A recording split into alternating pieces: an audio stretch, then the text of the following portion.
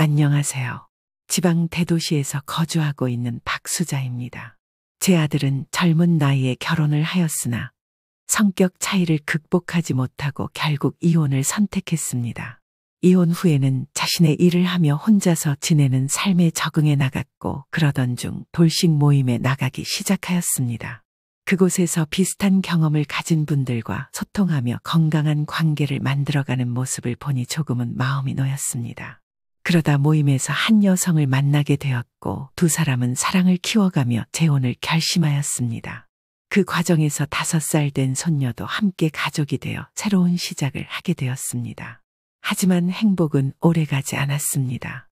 결혼한 지 2년이 지난 어느 날 며느리가 아무런 설명도 없이 집을 떠나버렸습니다.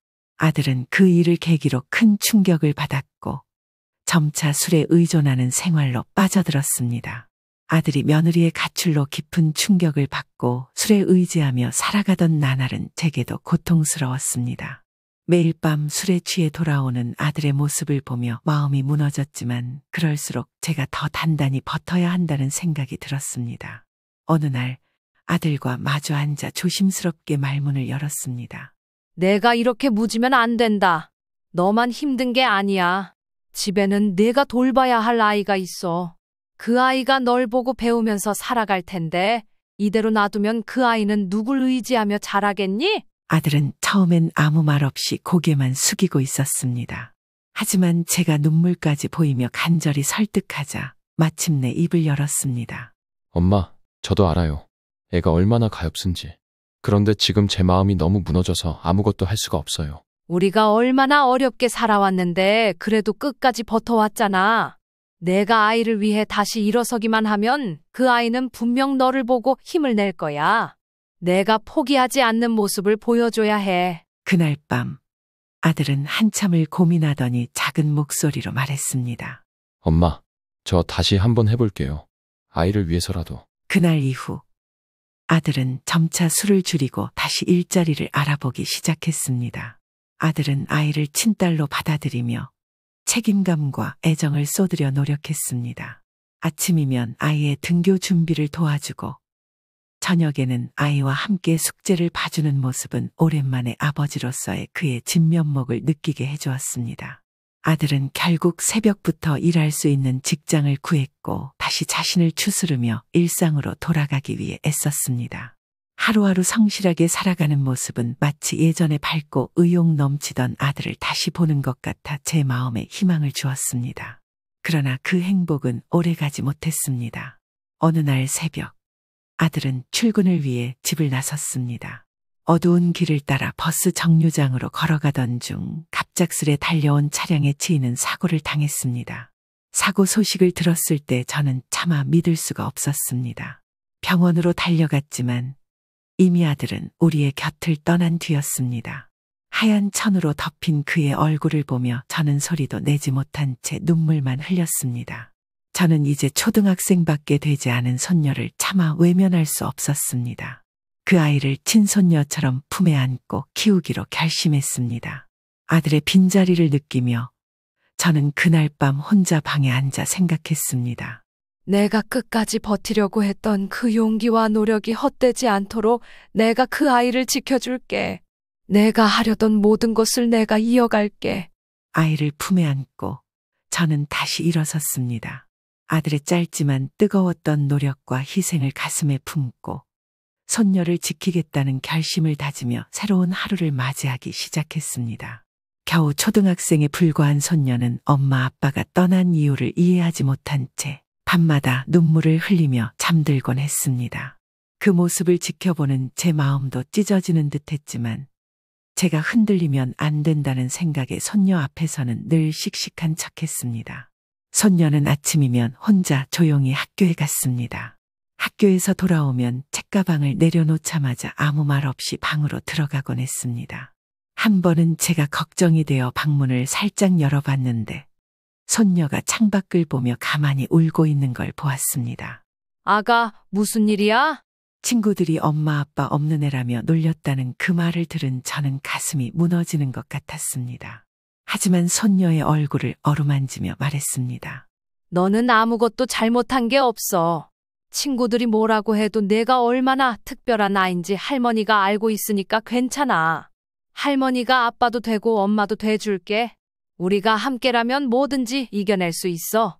그날 이후 저는 손녀에게 조금이라도 더 힘이 되어주기 위해 노력했습니다. 아침마다 손녀가 학교에 갈 때 손을 꼭 잡아주었고, 점심시간이 되면 도시락을 싸서 몰래 학교 앞까지 가져다 주곤 했습니다.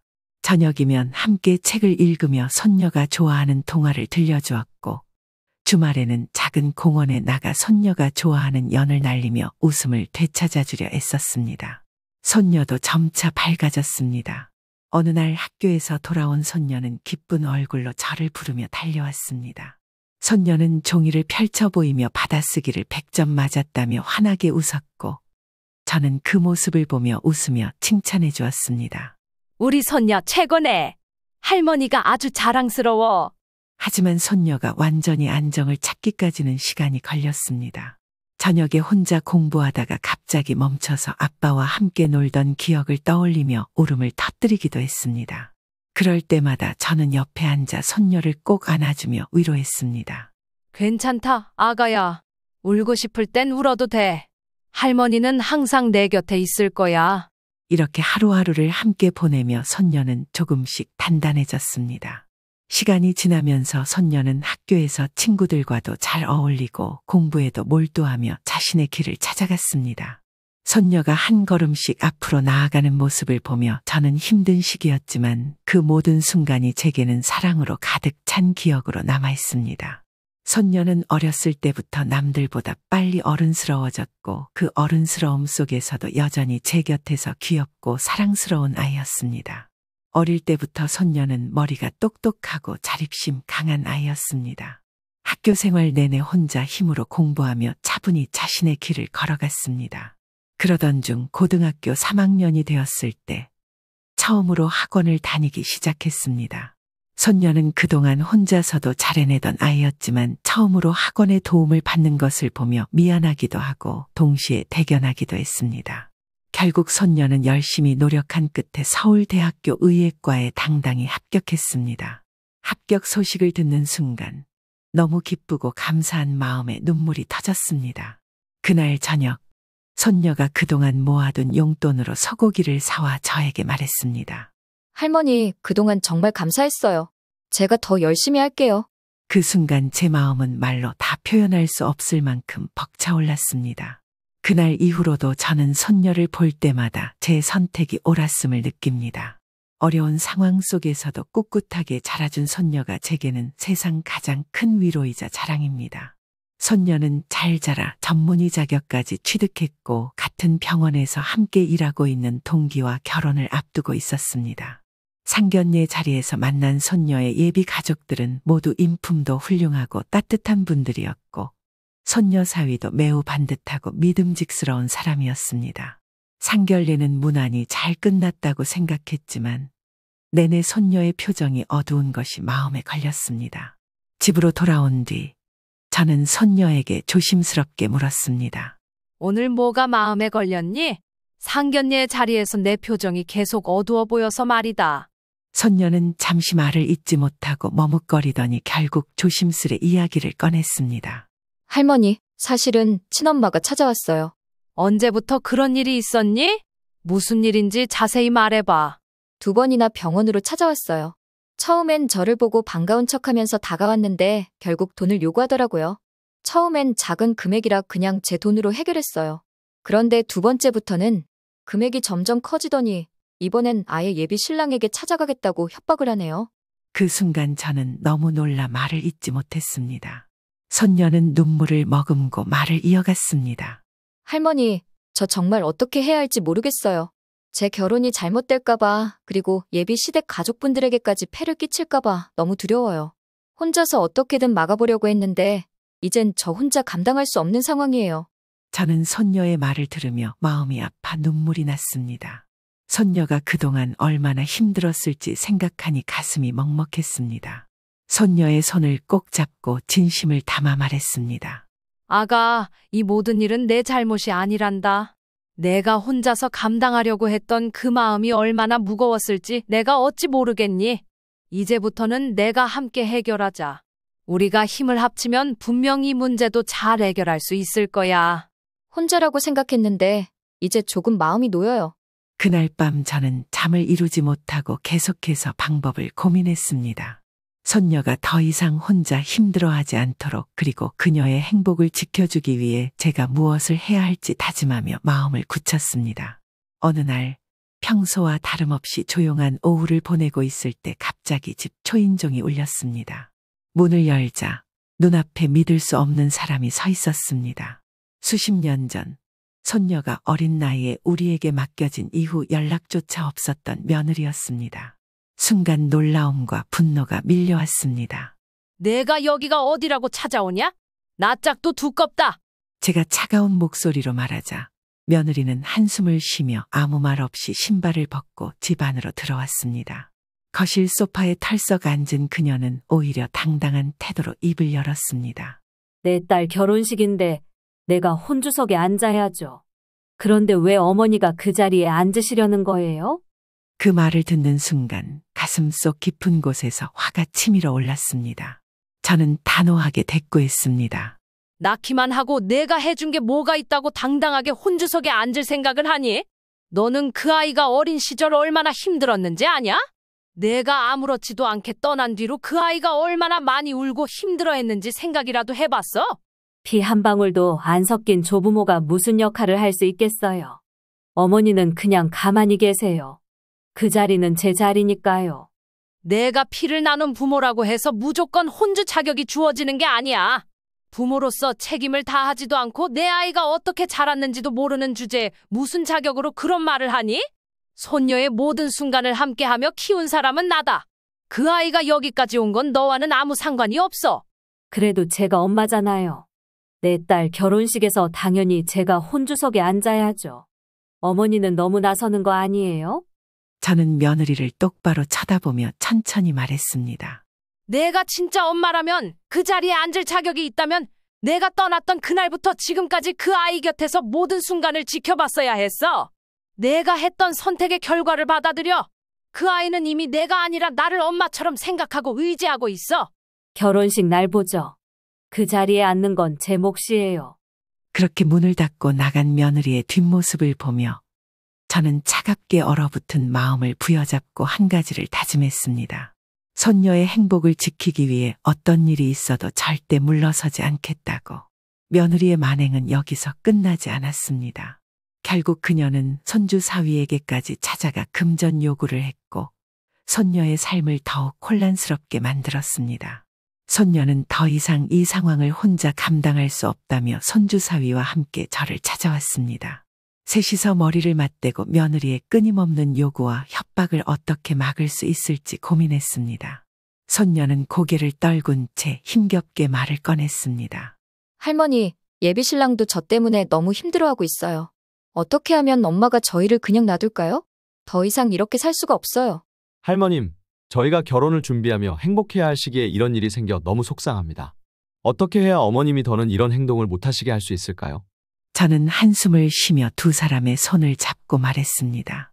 이 상황을 해결하기 위해선 단호한 결단이 필요해. 우리가 가만히 있으면 이 사람은 계속 같은 짓을 할 거야. 이번에는 우리가 먼저 계획을 세워야 한다. 긴 대화 끝에 손녀와 손주 사위는 며느리의 요구를 완전히 차단할 방법을 마련했습니다. 만약 며느리가 손주 사위를 또 찾아오면 손녀가 파혼했다는 소식을 알리기로 했습니다. 며느리가 파혼 소식을 듣고 손녀에게 금전적으로 더 이상 얻을 것이 없다고 판단하도록 하는 것이 첫 단계였습니다. 실제로 손녀가 파혼했다고 들은 며느리는 크게 당황하며 손녀에게 연락했습니다. 내가 너희 인생에 다시는 나타나지 않을 테니 5천만 원만 줘. 그럼 완전히 사라질게. 손녀는 고민 끝에 며느리와 만날 약속을 잡았습니다. 손녀는 마치 5천만 원이 들어있는 큰 가방을 준비하고 며느리를 카페로 불러냈습니다. 저는 멀리서 지켜보며 손녀의 계획을 조용히 응원했습니다. 카페에서 만난 며느리는 손녀의 가방을 보자마자 입꼬리를 올리며 말했습니다. 이제야 정신을 차렸네. 돈만 주면 정말 깨끗이 사라질 거야. 걱정하지 마. 손녀는 가방을 테이블 위에 올려놓으며 말했습니다. 여기 있어요. 약속대로 이 돈을 받으면 다시는 저희 인생에 나타나지 마세요. 며느리는 가방을 손에 들고 카페를 나오면서 입가에 미소를 띄웠습니다. 그러나 카페 문을 나서는 순간 한 남자가 갑자기 달려와 그녀의 손에서 가방을 낚아채 갔습니다. 며느리는 비명을 지르며 가방을 도둑맞은 상황에 어찌할 바를 몰랐습니다. 손녀는 며느리 뒤에서 놀란 척 소리쳤습니다. 내 돈 어떡해? 어쩔 줄 몰라 하는 며느리에게 다가가 손녀는 눈물을 흘리는 척하며 말했습니다. 엄마, 정말 죄송해요. 돈을 준비했는데 이렇게 될 줄 몰랐어요. 이제 더는 드릴 수가 없어요. 며느리는 화가 난 얼굴로 경찰에 신고했고 손녀는 속으로 안도하며 이 모든 일이 끝나기를 기도했습니다. 그렇게 며느리는 결국 손녀의 인생에서 사라졌고 손녀와 손주 사위는 다시 평온을 되찾을 수 있었습니다. 그 사건 이후로 손녀의 친엄마에게서는 더 이상 연락이 오지 않았습니다. 친엄마와의 충돌이 끝난 뒤 손녀는 오랜만에 편안하게 숨을 쉬는 듯한 표정을 지었습니다. 그동안 얼마나 많은 걸 혼자 견디며 살았을지 생각할수록 가슴이 아렸습니다. 손녀는 며칠 동안 병원에서 휴가를 내고 저와 함께 집에 머물렀습니다. 어느 저녁, 손녀는 차를 한 잔 들고 저에게 조용히 다가왔습니다. 식탁에 마주 앉은 손녀는 차를 한 모금 마시고 나서 말을 꺼냈습니다. 할머니, 제가 혼자 너무 큰 짐을 지고 있었던 것 같아요. 엄마가 찾아왔을 때부터 계속 제가 잘못된 게 아닐까, 제가 어떻게 했어야 이런 일이 없었을까 하고 자책만 했어요. 근데 할머니가 제 편이 되어주신 걸 느끼고 나니까 제가 혼자가 아니었단 걸 깨달았어요. 사실 저는 늘 혼자라고 생각했거든요. 엄마도 아빠도 다 떠난 뒤 할머니가 제게 얼마나 큰 힘이 되어주셨는지 잊고 있었던 것 같아요. 정말 미안해요. 손녀가 눈가에 맺힌 눈물을 닦아내려는 순간 저는 손을 내밀어 손녀의 손을 꼭 잡았습니다. 아가, 너는 지금까지 혼자라고 느낄 수밖에 없었겠지. 하지만 내가 힘들 때마다 나는 항상 내 곁에 있었단다. 내가 아무리 자라서 어른이 됐어도 너는 여전히 내 품 안에 소중한 아이야. 그건 변하지 않아. 손녀는 눈물을 참지 못하고 제 품에 안겼습니다. 할머니, 이제부터는 저 혼자서 감당하려고 하지 않을게요. 그날 밤 손녀와 저는 오랜 시간 이야기를 나누며 서로의 마음속 깊은 이야기를 털어놓았습니다. 손녀는 이제 자신이 잘못한 게 아니라고 스스로를 조금씩 용서하기 시작했고 저는 그런 손녀를 보며 안도와 기쁨을 느꼈습니다. 그 이후로 손녀는 한층 밝아진 모습으로 일상에 돌아갔습니다. 손주 사위와 함께 결혼 준비를 하면서도 늘 할머니인 저를 먼저 생각해주는 다정함은 그대로였습니다. 손녀가 한 단계 더 성장하고 또 제 마음속 짐을 덜어내는 모습을 보며 저는 정말로 큰 위기를 넘어섰습니다. 할머니, 전 할머니랑 같이 있을 때가 세상에서 제일 행복해요. 그래, 이제는 우리 모두 행복만 누리자. 손녀의 결혼식 날, 저는 일찍부터 바삐 움직이며 식장으로 향했습니다. 오늘은 제게도 손녀에게도 평생 잊지 못할 날이 될 것이 분명했습니다. 화사하게 장식된 예식장을 보는 순간 감격스러움과 기쁨이 밀려왔습니다.